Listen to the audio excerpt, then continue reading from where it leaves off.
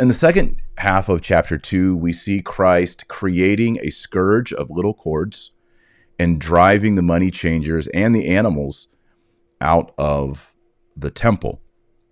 And his response to them is, destroy this temple, and in 3 days I will raise it up. So again, we have 3 days mentioned in this chapter.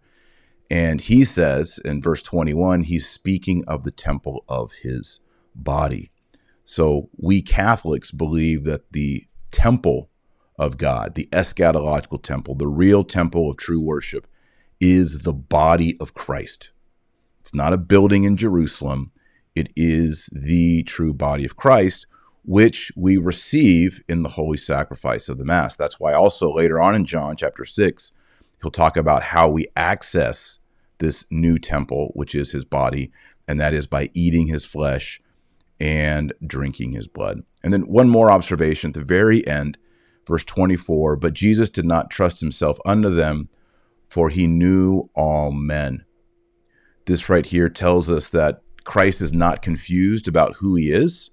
This is something that heretics in our time teach, that Christ didn't know who he was. He kind of came unto himself, or he had an existential crisis in which he began to realize that he was the Son of God. No, Christ knew he was the Son of God from the very first moment he entered the womb of the Immaculate Virgin Mary, and he knew all men.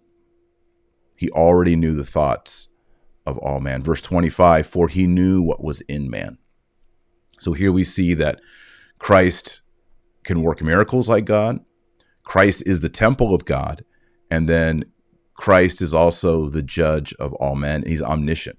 He knows all things.